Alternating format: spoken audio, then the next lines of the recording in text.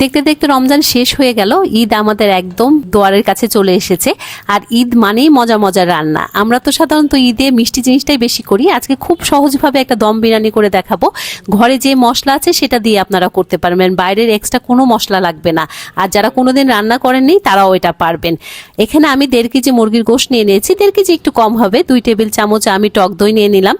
1 table চামচ আদা বাটা, 1 table চামচ রসুন বাটা, আর দিয়ে দিলাম 1 চামচ লাল মরিচের গুঁড়া, আধা চামচ হচ্ছে হলুদের গুঁড়া, 1 চামচ ধনিয়ার গুঁড়া, 1 চামচ জিরার গুঁড়া, আর 1 চামচ গরম মশলা, সব 1 চামচ করে দিয়েছি, লবণ স্বাদ মতো। এখন আমি কিছু গোটা গরম মশলা দিয়ে দেবো, যেমন 2টা এলাচ, 2টা দারচিনি, 2টা লং, আর কোনো মশলা দেবো না। এখন খুব ভালো করে মাখিয়ে নেব। এর মাখানোর পর আমি 30 মিনিট মাখিয়ে রেখে দিয়েছিলাম যেন গোশের মধ্যে মশলাটা ঢুকে। এখন বেশ খানিকটা তেল নিয়ে নিয়েছি, আর এখানে 1 কাপ পেঁয়াজ নিয়েছিলাম বেরেস্তা করার জন্য। দেখুন বেরেস্তা হয়ে গেছে। এখন বেরেস্তাটা উঠিয়ে রাখছি। ওই তেলের মধ্যে আমি কিছু আলু ভেজে নেব। আলুর মধ্যে লবণ আর একটু যদি কালার দেন তাহলে আলুটা দেখতেও ভাল লাগে কিন্তু। আর বিরিয়ানি মানেই আলু। আলু কিন্তু দিলে বাচ্চারা অনেক পছন্দ করে, বড়রাও অনেক পছন্দ করে।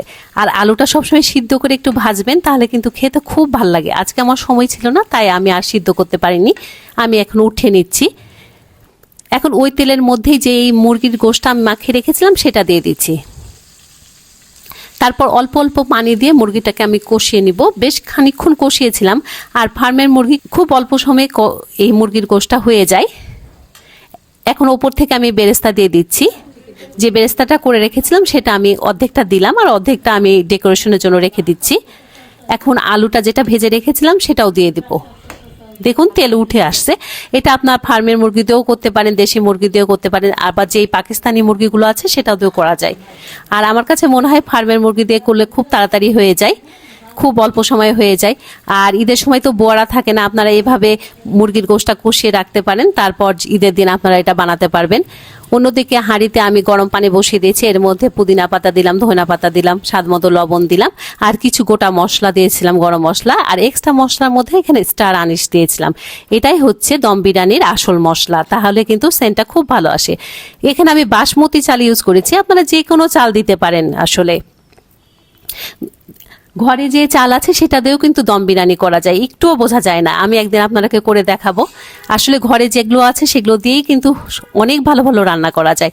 এখন আর একটা আমি প্যান নিয়ে নিয়েছি, ওটার মধ্যে একটু তেল দিয়ে দিয়েছিলাম। আজকে আমি আগে একটু ভাত দিয়ে তারপর এখন গোশতটা বিছিয়ে দিচ্ছি।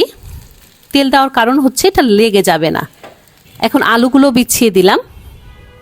এখন ওপর থেকে বেরেস্তা দিয়ে দেবো, আর ধনিয়া পাতা আর পুদিনা পাতা দিয়ে দিচ্ছি। এই পুদিনা পাতাটা সব সময় আমি ছাদে রাখার চেষ্টা করি, যে কোনো রেসিপি করতে খুব কাজে লাগে। আসলে যে কোনো মশলার গাছ যদি ছাদে রাখেন কিংবা বারান্দায় রাখেন অনেক কাজে আসে, হুটহাট করে যে কোনো কাজে পাওয়া যায়। এখন ওপর থেকে আমি আবারও চাল বিছিয়ে দিচ্ছি। দেখুন চালগুলো কত ঝরঝর হয়েছে। এখানে চাল আমি 80% সিদ্ধ করেছিলাম, খুব বেশি সিদ্ধ করবেন না, আবার শক্ত রাখলে কিন্তু বেশি শক্ত হয়ে যায়। যে এক্সট্রা মশলাগুলো আছে সেগুলো উঠিয়ে রাখবেন, না হলে দাঁতের মধ্যে পড়ে। এখন ওপর থেকে পেঁয়াজ বেরেস্তা দিয়ে দেবো, আর দিয়ে দিচ্ছি পুদিনা পাতা, ধনিয়া পাতা। এখানে কিন্তু আদা কুচিও দেওয়া যায়। আসলে আজকে আমি খুব সিম্পলভাবে করে দেখাচ্ছি, যেন নতুন রাঁধুনি কিংবা যারা ব্যাচেলার আছেন বিদেশে পড়তে গেছেন তাদের যেন কাজে লাগে। ঈদে তো সবারই আসলে একটু ভালো মন্দ খেতে ইচ্ছা করে। এ থেকেই মনে হলো সহজভাবে একটা দম বিরিয়ানি দেখায়, যেটা আপনারা সহজেই করতে পারবেন।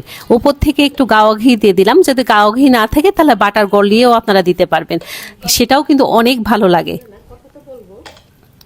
আর ওই যে তেলটা আমি একটু বললাম উঠিয়ে রেখেছিলাম সেটা দিয়ে দিচ্ছি উপর থেকে। যারা এটা তেলটা উপর থেকে দিতে চান না তারা ওই গোশের মধ্যে দিয়ে দিবেন। আর অল্প একটু দুধ গুলিয়েছিলাম, তার মধ্যে একটু কালার দিয়েছিলাম। ঘরে যদি জাফরান থাকে তাহলে দেবেন, না হলে কালার দিয়ে দেবেন।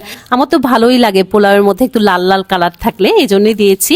উপর থেকে ফয়েল পেপার দিয়ে দিলাম। আমি আটা দিয়ে মুখ বন্ধ করি নাই। আটা দিয়ে মুখ বন্ধ করলে হাঁড়িটার অবস্থা খারাপ হয়ে যায়, আটাগুলো নষ্ট হয়, কষ্ট লাগে অনেক। দেখুন হয়ে গেছে। আমি শেষের দিকে একটা তাওয়া দিয়ে দিয়েছিলাম যেন নিচের দিকে না লাগে। দেখুন কতটা মজা হয়েছে, কতটা ঝরঝরা হয়েছে। বিশ্বাসই হবে না যে 10 মিনিটে হয়ে যায় একটা বিরিয়ানি। যে কোনো মানুষ এটা করে খেতে পারবেন। আমার কাছে খুব মজা লেগেছিল। আমি আশা করছি আপনাদের খুব ভালো লাগবে। অবশ্যই আমাকে ফিডব্যাক দিবেন আপনাদেরটা কেমন হয়েছে। আর এই ঈদে আপনারা অবশ্যই করে খাবেন, আমাকে জানাবেন আপনাদেরটা কেমন হয়েছে। আজকের মতো এখানেই শেষ করছি। আল্লাহ হাফেজ।